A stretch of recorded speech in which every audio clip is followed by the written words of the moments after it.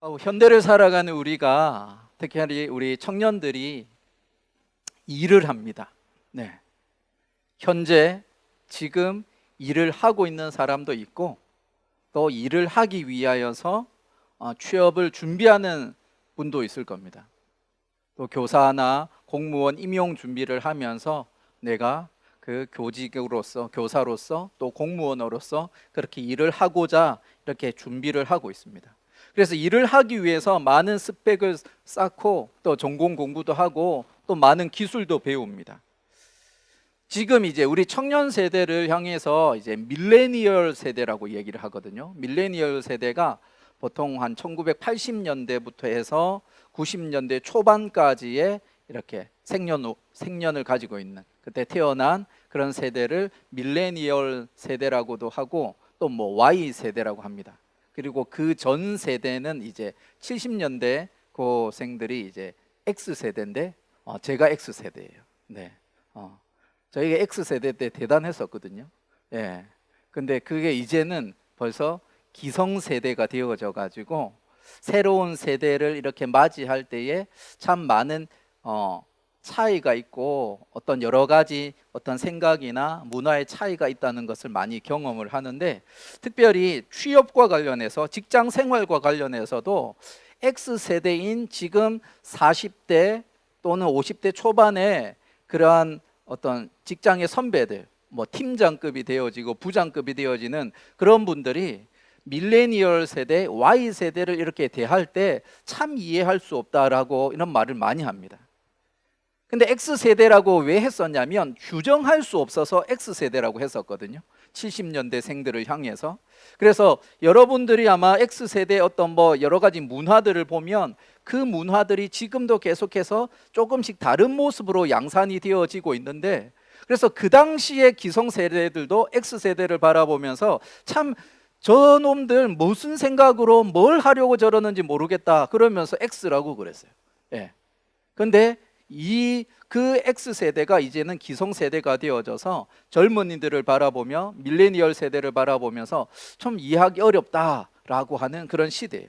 그래서 최근에 우리 그 취업과 관련된 업체 중에 하나가 인크루트라고 하는 업체가 있는데, 그 인크루트가 이제 이렇게 통계를 낸 것을 보면은 2, 3년 사이에 첫 번째 직장을 퇴사하는 비율이 87.6%가 된다 합니다.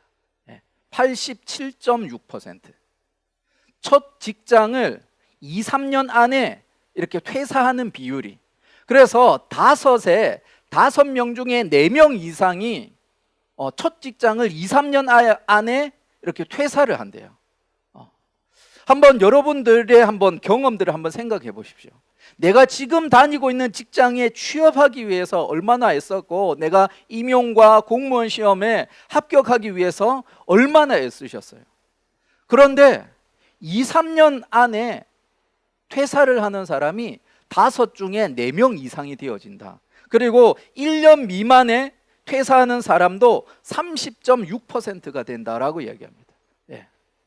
그만큼 정말 힘겹게 직장에 들어갔고 나의 일자리를 이렇게 마련하게 되어졌는데 조기 퇴사하는 사람들의 비율이 너무 높은 거예요. 그래서 그 이유를 살펴보니까 가장 큰 이유가 뭐냐면 근로 여건의 불만족이라고 합니다. 이렇게 좀 크게 말해서 근로 여건의 불만족.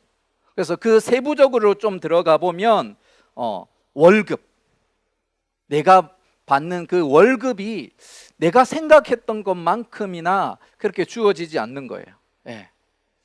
지금 우리 목포나 우리 전라남도권에 살고 있는 우리들은 조금 그게 체감을 덜하는 편이긴 한데, 좀 수도권에서 생활하는 친구들의 얘기들을 들어보면 집을 마련한다는 것, 그리고 결혼을 생각한다는 것이 정말 큰 부담으로 다가온다는 거예요.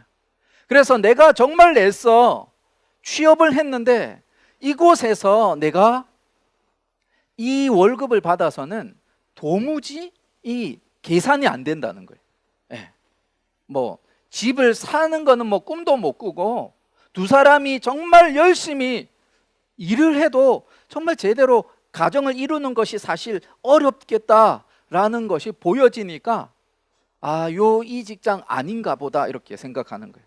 그리고 우리 워라벨이라는 그 말이 있잖아요. 워크 앤 라이프 밸런스 해가지고 우리의 일과 삶의 어떤 균형을 맞춰야 된다라고 생각을 하는데 워라벨이 무너진대요. 그래서 직장에 들어가 보니까 직장의 상사들이 요구하는 것은 너무나 그 직장에 올인하기를 원하고 충성하기를 원하는데, 정말 내가 이 직장에 충성을 할 때 이 직장도 내 인생을 다 책임져 줄까? 라고 생각할 때 의문이 든다는 거예요. 회사는 내 인생을 책임져 줄 만큼 대우를 해주거나 지원을 해주지는 못하는데 나에게 요구하는 거는 너무나 많다는 거예요. 그래서 워라벨이 무너지니까 여기는 아닌가 보다라고 생각을 하고, 그 다음에 또 큰 이유 중에 하나는 자신의 어떤 자기 개발을 할 수 있는 여러 가지 여건들이 안 될 때 그런 근로 여건의 어떤 불만족들 때문에 이렇게 퇴사를 한다고 합니다. 우리 JTBC 뉴스 1월 26일에 방영됐던 그 뉴스 영상을 우리 잠깐 보겠습니다. 우리 퇴사를 하는 분들의 여러 가지 이유들이 다양할 수 있겠지만 아까 뉴스에서 보여줄 때는 꿈을 찾아서 떠난다라고 이렇게 이야기를 하면서 그렇게 퇴직을 합니다. 근데 그 꿈이 뭘까요? 그 꿈. 네. 근데 이제 조금 이제 제가 기성세대가 되어지고 나서 보니까 내가 책임져야 될 사람이 한 사람 한 사람 더 생기고, 또 내가 나이가 들어갈수록 꿈이라고 하는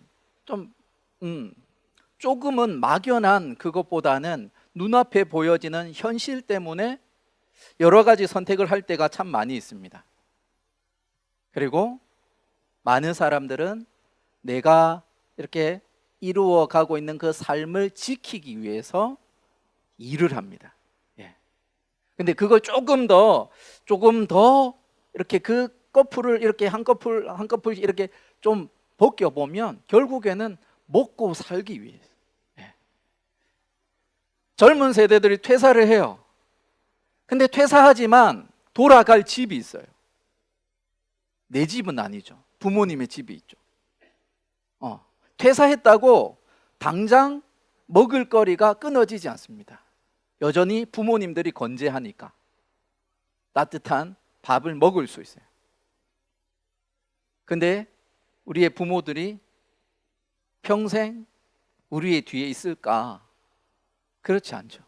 언젠가는 우리가 홀로 서야 되는데 그때 보면 우리는 노골적으로 먹고 살기 위해서 일을 하게 됩니다. 유튜브, 자기 어떤 뷰티 이런 거, 근데 유튜브에서 광고로 그래서 수익을 못 낸다고 했다면 지금처럼 이렇게 유행했을까? 유행했을까요?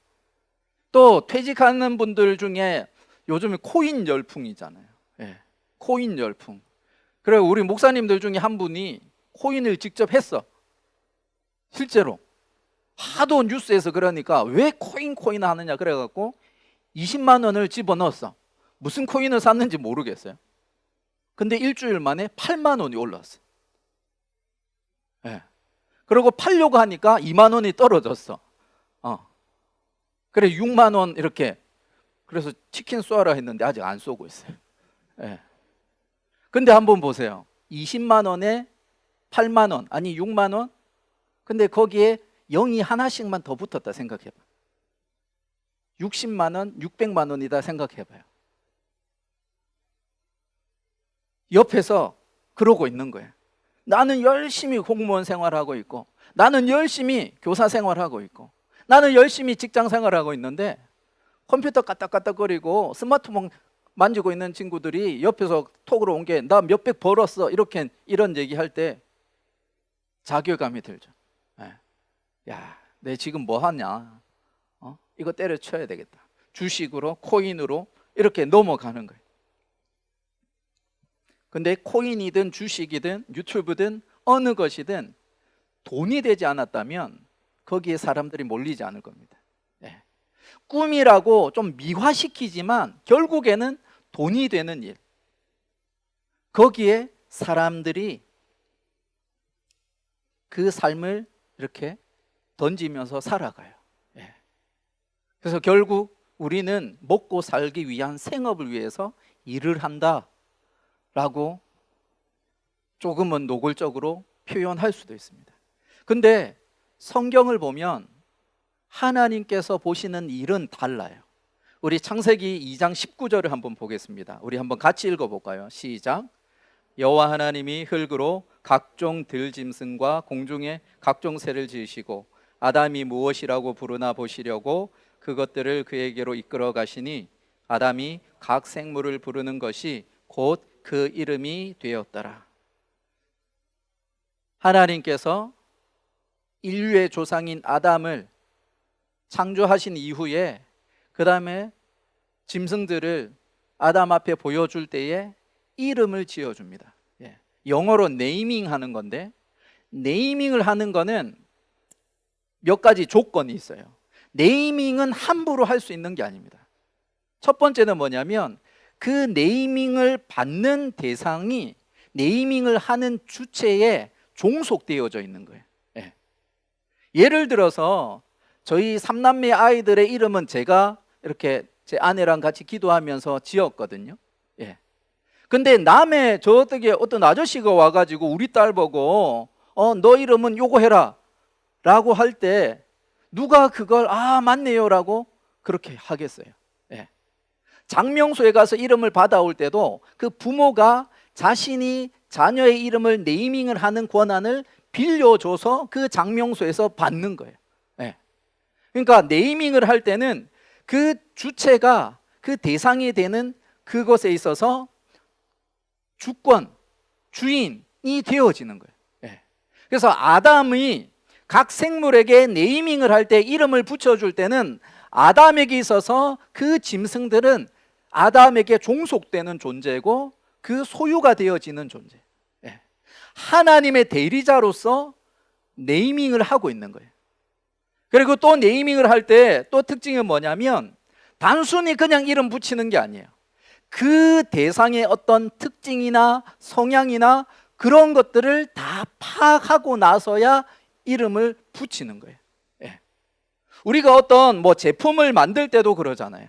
그 제품의 특징을 나타내는 어떤 이름을 붙이잖아요. 예. 그래서 지금 하나님께서 우리 말씀을 한 번 더 보여주시면 하나님이 창조해 놓으신 그 짐승을 아담 앞에 보여주고 그러면서 네이밍하도록 만드시는 것은 뭐냐면 하나님께서 아담에게 자신의 대리자로서 그 피조물을 이렇게 다스리는 권한을 주시는 거예요. 네. 주권을 주셔가지고 네이밍을 하는 거예요. 그게 최초의 일이었어요. 아담이 했던. 그래서 아담이 했던 일은 뭐냐면 하나님의 창조 사역에 동참하는 것이 하나님이 우리에게 부여하는 가장 첫 번째 근본적인 일이었다는 거예요. 예. 창조의 동역자로서 함께하는 것이 일이라는 거예요. 일, 노동. 예. 그러니까 그 창조의 기쁨을 함께 공유하고 누리는 것, 그것이 우리가 해야 될 일이었는데 그 고귀한 창조의 동역자라고 하는 신분을 상실합니다. 그게 바로 원죄 사건을 통해서 우리는 하나님의 대리자인데도 불구하고 우리 스스로 하나님이 되려고 하다가 오히려 더 비천한 존재가 되어져요. 그리고서는 그렇게 비천한 존재로 전락한 그 아담에게 하나님이 이렇게 말씀하십니다. 우리 3장 17절의 말씀 한번 같이 읽을게요. 시작. 아담에게 이르시되 네가 내 아내의 말을 듣고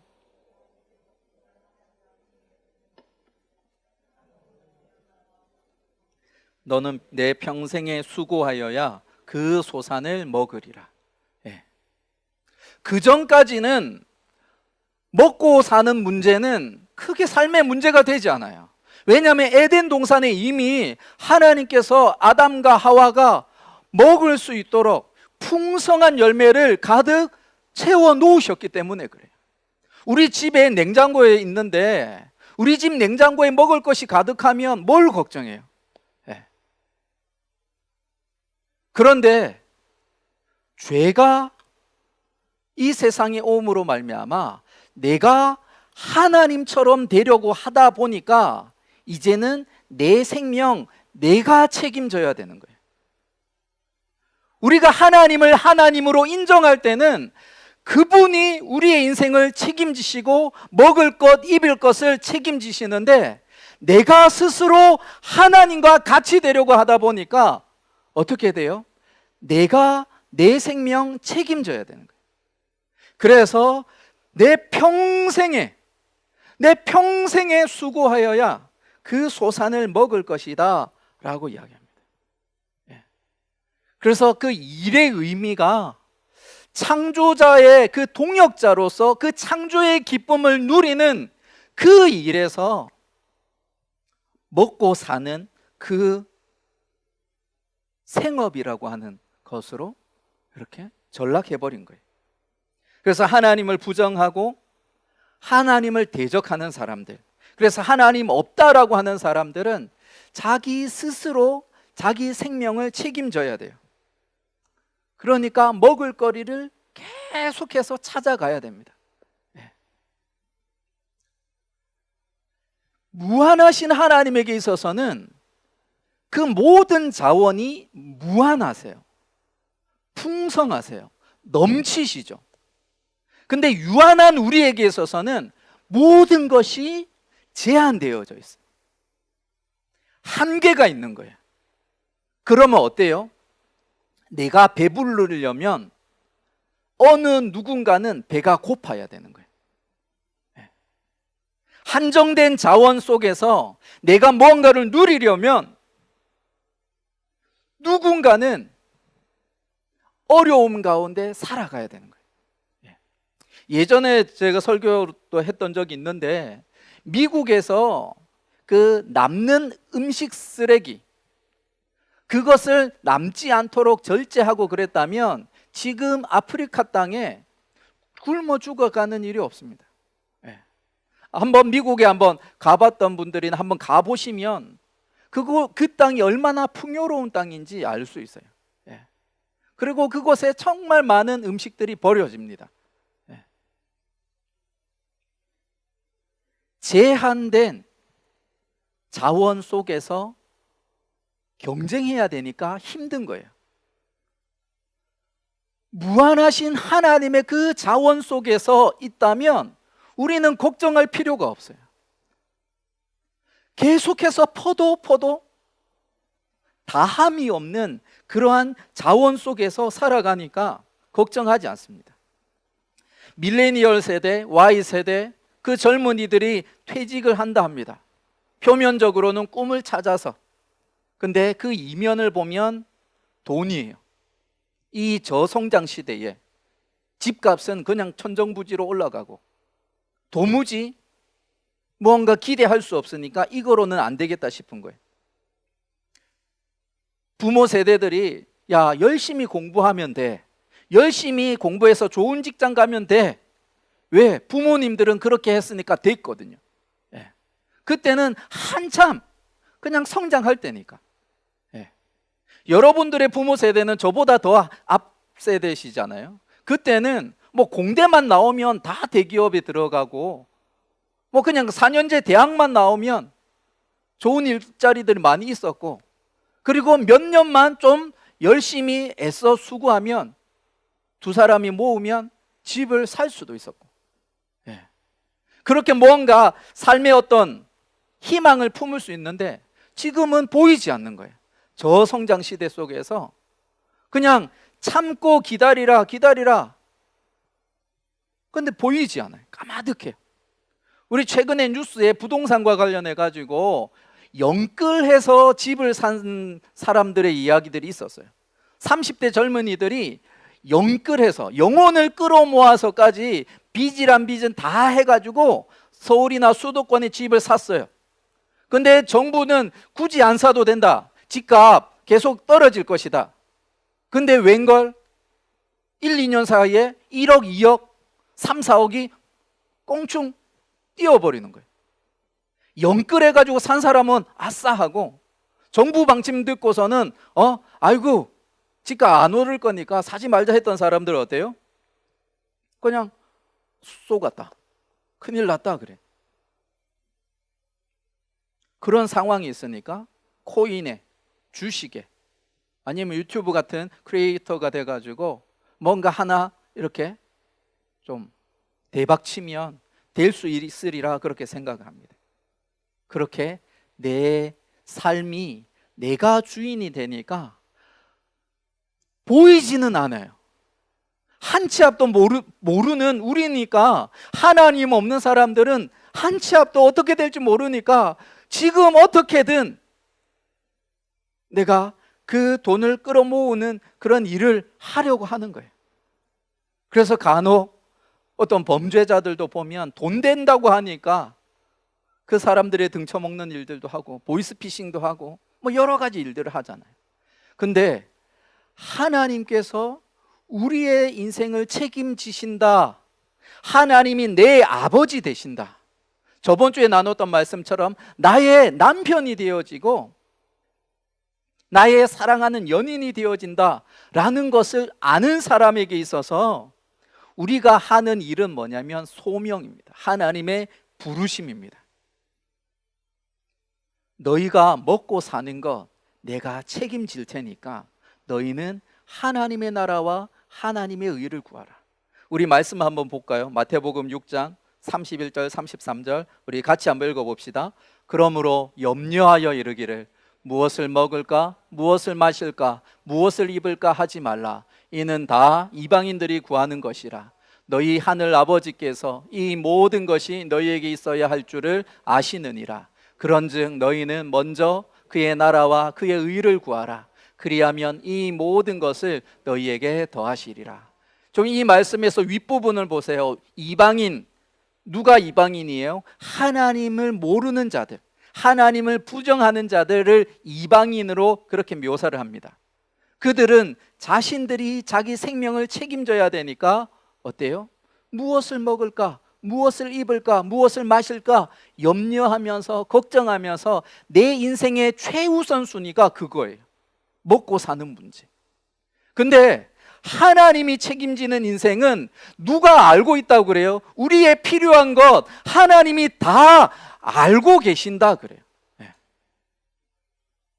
알고 계신다라는 말은 쟤한테 저거가 필요해, 내 알아, 그게 아니라 그것이 필요한 줄 알고 그게 언제 어떻게 채워져야 할지도 알고 그 모든 방법과 도구도 다 아시는 거예요.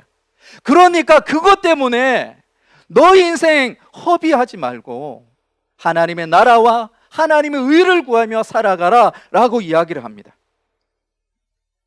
하나님의 나라를, 하나님의 의를 구하며 살아갈 때 너희들의 먹고 사는 거 그거는 내가 책임질게, 그렇게 말씀하세요. 예수님이 제자들에게 이렇게 말씀하세요. 마태복음 10장 9절에서 11절 보면 전도 여행을 떠나는 제자들에게 이렇게 이야기합니다. 우리 같이 한번 읽어봅시다. 너희 전대에 금이나 은이나 동을 가지지 말고 여행을 위하여 배낭이나 두벌옷이나 신이나 지팡이를 가지지 말라. 이는 일꾼이 자기의 먹을 것 받는 것이 마땅함이라. 어떤 성이나 마을에 들어가든지 그 중에 합당한 자를 찾아내어 너희가 떠나기까지 거기서 머물라. 하나님 나라를 위해서 너희들이 일을 한다면 하나님께서 채워주실 거야. 너희들이 가는 곳에 너희들을 섬길 만한 사람을 준비해 놓고 있으니까 그 사람에게 찾아가서 거기에 머무르면서 너희들이 해야 될 일을 하라라고 이야기합니다. 예. 사도행전에 보면 실제적으로 그런 일들이 일어나고 있어요. 사도 바울이 빌립보 지역을 갔을 때에 그곳에 유력한 여인을 만나게 되어지고, 그리고 그 집을 하나의 처소 삼아서 복음을 전합니다. 하나님께서 먹고 마시는 거 채워주시겠다는 거예요. 우리가 해야 될 일은 하나님의 나라와 하나님의 의를 구하는 것. 그래서 오스기니스라고 하는 분은 소명이라고 하는 책에서 이런 이야기를 하는데요, 우리 한번 같이 읽어봅시다. 소명의식이 직업 선택보다 선행돼야 한다. 소명을 발견하는 주된 방법은 각자 자신이 어떤 존재가 되도록 창조되었고 재능을 받았는지를 생각하는 것이다. 세상은 네가 하는 일이 곧 너라고 말하지만 소명은 네가 누구인지를 알아 그 일을 하라고 말한다. 그래서 우리가 어쩌면 우리 청년들에게 있어서는 조금 늦은 이야기일지는 모르겠지만, 내가 선택한 이 직업은 그 선택 이전에 하나님의 부르심, 그 소명의식을 먼저 가지고 있어야 돼요.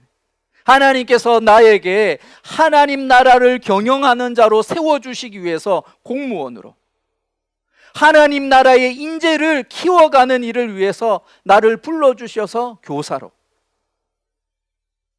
그렇게 부르셨다는 것을 내가 알 때 나의 직업 선택으로 이어지는 거예요. 그래서 소명 발견에 대한 부분은 좀 더 뒤에서 이야기를 할 거고, 그래서 소명은 내가 누구인지, 하나님의 자녀로서 내가 해야 될 일이 무엇인지, 하나님의 나라와 하나님의 의를 구하며 살아가는 것, 그것이 우리에게 주어지는 그 일의 의미라는 거예요.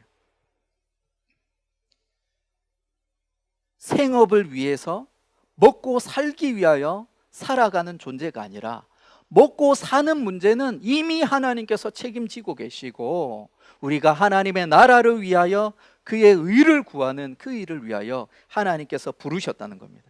그러면 어떻게 하면 나를 향한 하나님의 부르심, 소명을 발견할 수 있는가? 우리 책을 하나 보여주실래요? 우리 제럴드 시처 그 교수의 책을 여러 권 소개를 했었는데, 그 책 중에 하나, 또 그분이 쓴 책 중에 하나가 하나님의 뜻이라는 책이 있습니다. 그 원래 제목이 그거예요. 하나님의 뜻, 삶의 방식으로서의 하나님의 뜻. 우리 하나님의 뜻이 뭐지? 내 인생을 향한 하나님의 뜻이 뭐지? 늘 고민하잖아요. 그 삶의 방식으로서, 나의 삶의 그러한 방식으로서 나아가는 그 하나님의 뜻이 무엇인가에 대해서 이렇게 이야기를 하면서 그 소명에 대해서 이야기를 합니다. 우리 한번 보여주시면, 소명을 어떻게 발견해 갈 것인가, 소명 발견의 원리가 있는데, 첫 번째요, 한번 보여주실래요? 동기입니다. 동기, 모티베이션. 그래서 내 내면 안에서, 내 마음 안에서 일어나는 그런 어떤 동기, 그래서 내가 그 어떤 일을 할 때 정말 그 어떤 흥미가 있고 힘이 나게 하는 것, 정말 피곤하지만 그 일을 생각할 때 강한 열망이 일어나고 기쁨이 넘치는 것. 그래서 예레미야 선지자가 큰 어려움을 당해요. 복음을 전하고 하나님의 말씀을 전하는 것 때문에 큰 어려움을 당합니다. 그럼에도 불구하고 그가 멈출 수 없었던 것은 그 마음속에 불붙는 듯한 그러한 모티베이션, 그 열망이 일어났기에 그가 선지자로서, 눈물의 선지자로서 사역을 감당합니다. 그리고 두 번째는 재능이에요. 재능. 근데 재능과 동기, 이 두 가지 우선순위에 있어서는 처음 부분이 동기가 더 중요하다는 겁니다. 때로는 내가 은사가 없는 것 같아요. 달란트가 없는 것 같고 탤런트가 없는 것 같아요. 근데 하나님께서 주시는 그 뜨거운 마음이 있을 때 후천적으로 하나님께서 부어주시는 은사가 있고 그러한 재능이 있다는 거예요. 나는 몰랐는데 사역하다 보니까, 하나님 나라를 위하여서 일을 하다 보니까 보여지는 그런 발현되어지는 그런 재능들이 있다는 거예요. 그래서 먼저 출발점은 재능부터가 아니라 동기, 그 모티베이션부터 시작해서 재능으로 이어집니다. 그 다음에 세 번째는 뭐냐면 인생 경험이에요. 인생 경험. 내 삶의 경험이 또한 그 인생 하나님의 부르심을 경험하게 되어집니다. 예를 들어서 목회자의 자녀들 중에 목회자들이 많이 나오죠. 예. 교회 중직자들의 자녀들 중에 목회자로 헌신하는 사람들이 많이 있어요. 선교사로, 목사로, 사모로 헌신하시는 분들이 많아요. 왜요? 그 환경이 그런 환경 속에서 자란 거예요. 예. 그 삶의 그런 경험이 그런 거예요. 그래서 우리 철로 역정의 저자 존 버년도 그가 철로 역정을 썼던 때가 자기가 책상 위에서 정말 편할 때, 그때 쓴 것이 아니라 감옥 속에 있을 때, 12년간 감옥 생활을 하는 그 가운데에 자신의 신앙을 살피고 그러면서 철로 역정이라고 하는 그런 대걸작을 이렇게 기록하게 되어집니다. 또 우리 러시아의 문호라고 하는 도스토옙스키, 우리 죄와 벌 뭐 그런 책들을 쓴 그 도스토옙스키도 정치범 수용소에, 시베리아 수용소에 4년간 그렇게 복역을 해요. 예. 그리고 거기 있으면서 인생의 문제, 삶의 문제, 그런 것들을 냉철하게 살피면서 그러한 인생의 경험을 발판 삼아서 어마어마한 걸작을 그렇게 기록하게 됩니다. 그 다음에 네 번째는요, 우리 한번 읽어볼까요? 기회 또는 환경. 예. 요거가 3번하고 좀 연결이 되어지는데, 기회 또는 환경이 어떤 거냐면 나에게 무엇인가 나는 예상치 않았던 일이지만 주어지는 거예요. 예. 그래서 예를 들어서 이 제럴드 시처 교수가 이렇게 책을 이렇게 쓰게 된 출발점이 뭐냐면, 자기가 가르치는 그 학교 학생들, 그 리더들을 가르치는 일을 위해서 매주 그 인도자 가이드를 이렇게 쓴 거예요. 근데 그게 매년 쌓이다 보니까 자료가 되어지잖아요. 그리고 그 학교 졸업생들 중에 그 교수의 가르침을 받았던 학생들 중에 자신들이 참 많은 도전을 받아서 그런 이야기를 많이 한 거예요. 그래서 출판사의 한 편집자가 그 얘기를 듣고 이 제럴드 시처 교수를 만나가지고 한번 그 자료 좀 보여주십시오.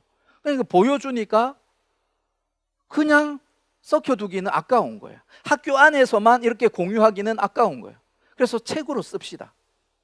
그리고 책을 쓰기 위해서 좀 더 그 내용들을 가다듬고 하다 보니까 결국에는 자신이 책을 쓰는데도 하나님께서 주신 재능이 있구나를 발견하게 되어지고, 그것이 기회가 되어져서 또 글을 쓰는 일을 하게 되어집니다. 자기가 원래부터 글을 쓰려고 했던 것이 아니라 그런 기회가 주어진 거예요. 그런 환경이. 그래서 칼빈도 원래 제네바로 가려고 했던 게 아닙니다. 종교개혁자 칼빈도 원래는 되게 유약한 사람이고 되게 학문적인 사람이라서 어떤 좀 종교개혁의 일선에 서가지고 투쟁적인 일을 할 만한 성품이 아니에요. 근데 윌리엄 파렐이라고 하는 종교개혁자를 만나면서 제네바시에 지금 정말 꼭 필요한 인재가 당신이다. 당신이 여기에서 떠나가면 하나님의 저주가 있을 것이다. 그런 무서운 말까지 하면서 그 칼빈에게 그렇게 제네바에 머무를 것을 이렇게 요청합니다. 그리고 그것이 그 칼빈의 인생을 바꾸고요. 예. 그런 기회 환경이 있다는 거예요. 그 다음에 5번째는요, 신앙 공동체의 조언입니다. 조언. 예. 우리가 현대 사회는 너무나 개별화되어졌잖아요. 개인화되어졌잖아요. 근데 신앙 공동체가 나를 바라볼 때에 저 사람은 어떤 그런 재능이 있고 하나님의 부르심이 있구나라는 것을 본다는 거예요. 어릴 때부터 커오는 그런 모습들을 바라보면서 저 친구는 어디에 쓰임을 받으면 좋겠다라고 하는 그러한 조언을 해줄 수 있다는 거예요. 네. 그래서 신앙 공동체, 나를 잘 아는 공동체 속에 우리가 소속되어져 있다는 것은 너무나 중요한 거예요.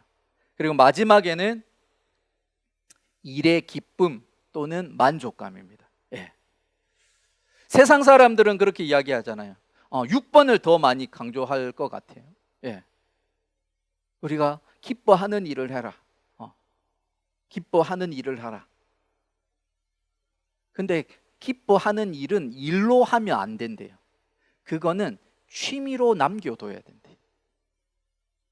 일로 해버리면 그것이 그 기쁨을 상실하게 되어졌을 때 내 삶의 존재 이유가 흔들려요. 예. 그래서 잘하는 것을 하라 뭐 그런 이야기를 하는데, 그래서 좀 제일 마지막이에요. 순위에서 뒤쪽에 있어요. 그런데 일에 하는 기쁨, 만족감이 없으면 그것도 문제죠. 내가 하나님 나라를 위하여 헌신하고 수고할 때에 하나님께서 주시는 그 기쁨이 있습니다. 즐거움이 있고 만족감이 있어요. 그래서 한번 이 6가지 정도, 이게 딱 정답이다라고 말하기는 어렵지만 많은 그러한 성경의 원리들이나 어떤 지도자들의 이야기를 들어볼 때 크게 요 6가지 정도로 이렇게 정리가 될 수가 있어요. 그래서 지금 내가 하는 일을 바라볼 때도 한번 내가 이 6가지의 내용들을 좀 이렇게 생각해 보면서, 그래서 좀 잘 모르겠다 싶으면 저 책 페이지 제가 적어놨잖아요.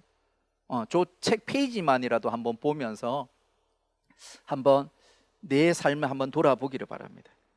존 칼빈이 이런 이야기를 했습니다. 우리 한번 같이 읽어볼까요?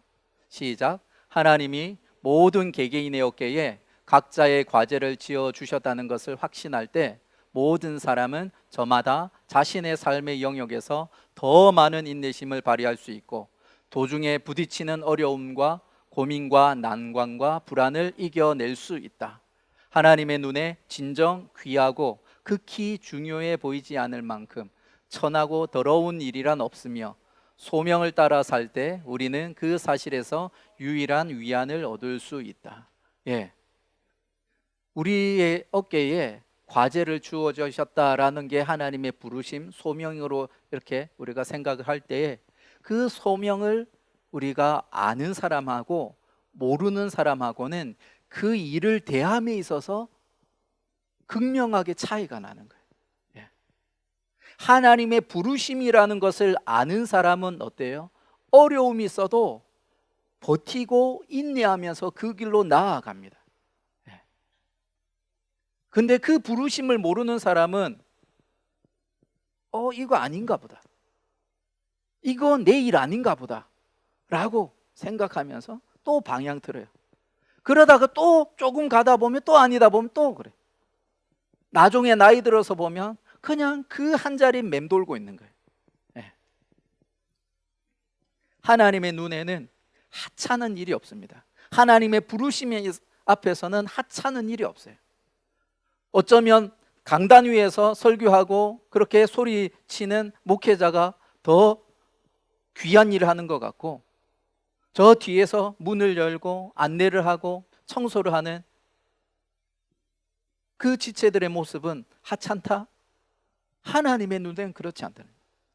어느 누구든 하나님께서 허락하시는 부르심이 있고 그 부르심을 내가 안다면 내가 하는 일에 있어서 그 태도가 새로워지는 거예요. 예. 공무원으로서, 교사로서 하는 일이 새로워지는 거예요. 직장에서 내가 하는 일이 새로워지는 거예요. 예전에 제가 얘기를 했는지 모르겠는데, 제가 미국에서 유학할 때 그 생활비를 벌어야 되니까 학교 아르바이트를 했습니다. 기숙사 청소하는 일을 했는데, 그 기숙사 주변에 아침 저녁으로 쓰레기를 줍고 정리하는 거, 그리고 공용 세탁실이 있는데 그 세탁실 그 주변을 청소하고 거기에 있는 화장실을 이렇게 청소하는 일, 그 일을 했어요. 그 아침 저녁으로 그렇게 하는데, 한 번은 기숙사 주변에 이렇게 청소를 하고 있어요. 예. 그때 저의 마음은 어땠냐면, 좀 쓰레기 좀 안 버렸으면 좋겠는데, 저희 기숙사 그 옆에 이제 지나서, 그 길을 지나서 이렇게 다른 동네 사람들이 있는데 그 사람들이 늘 지나가면서 술병이든 뭐 쓰레기든 이렇게 다 버려온 가는 거예요. 예, 자기 집에서 버리지. 가는 길에 버리니까 쓰레기들이 있잖아요. 그러니까 쓰레기 주우면서 그냥 투덜거리는, 진짜 이 사람들 매너도 없고 예의도 없고 지네 쓴 거 지네가 버리지, 이러면 투덜거리면서 그렇게 하고 있는데, 그 옆에 기숙사 살던 어떤 선교사님이, 남미에서 이렇게 선교 사역 하시던 선교사님이 갑자기 저를 보면서 뭐 하고 있냐고. 그래, 학교 알바로 청소하고 있다고. 이쪽에 동네 사람들이 쓰레기 너무 많이 버려가지고 이 쓰레기들 너무 많다고. 그래서 내가 이거 치우고 있다고. 그렇게 나는 그런 이야기를 했는데, 그분이 했던 말이 뭐냐면, 한번 보여주실래요? You are doing creation care라고 했어요. creation care. 네. 하나님의 창조하신 그것을 관리하고 돌보는 일을 하고 있다라고 그분이 얘기하시더라고요. 저는 청소한다고, 쓰레기 줍는다고 생각을 했거든요. 근데 그분이 보시기에는 하나님의 창조 세계를 돌보는 그 크리에이션 케어를 하고 있는 일이에요. 그 이야기를 들었을 때 저는 큰 충격을 받았습니다. 저는 그냥 유학 생활비 조금 벌라고 알바하는 거였고 쓰레기 줍는 거였는데, 그분의 시선에서는 내가 하나님의 창조 사역에 동참하고 있는 거예요. 하나님의 그 창조 사역에 내가 참여해서 크리에이션 케어를 하고 있는 거예요. 우리 고린도전서, 우리 본문의 말씀 우리 한번 보여주시겠습니까? 같이요, 시작. 그런즉 너희가 먹든지 마시든지 무엇을 하든지 다 하나님의 영광을 위하여 하라. 무엇을 하든지. 왜? 우리는 하나님의 대리자이기 때문에 그래요. 하나님의 영광이라고 하는 이 영광은 아주 막연해요. 근데 그걸 좀 실제적인 표현으로 이야기를 하면, 하나님을 부정하는 세상 속에 하나님의 존재를 보여주는 일이 하나님께 영광을 돌리는 일이에요. 하나님을 부정하고 대적했던 사람들이 우리를 통하여서 하나님을 보게 되어지고, 그 하나님의 말씀에 순종하는 우리들의 모습을 보면서 하나님의 존재를 인정하게 되어지고, 하나님을 경외하게 되어지고, 하나님을 찬양하게 되어지고, 감사하게 되어지는 것, 그것이 하나님의 영광이 드러나는 거예요. 그래서 하나님을 부정했던 그들이 하나님을 높이고 하나님을 예배하는 그 현장이 하나님의 영광을 드러내는 자리가 되어지는 거예요. 근데 먹든지 마시든지 무엇을 하든지 다 하나님의 영광을 위하여서 하라, 우리에게 말씀하십니다. 저는 쓰레기 줍고 있었는데 선교사님은 크리에이션 케어 한대요.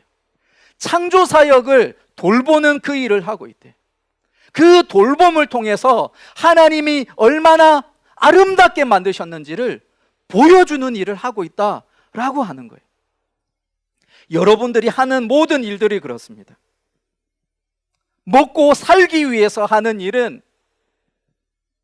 너무나 비천한 일로 전락해버리는 거예요. 근데 내가 하는 일이 하나님의 영광을 위한 일이라면, 겉으로 보여지는 것은 비슷하게 보여질 수 있지만 그 일의 의미, 그리고 그 일을 하는 삶의 의미는 달라져요. 차원이 달라지는 겁니다. 하나님의 영광을 위하여, 그 하나님의 부르심을 따라 우리의 삶을 살아가는 우리 예수 세대 청년들 되시기를 주님의 이름으로 축원드립니다. 아멘.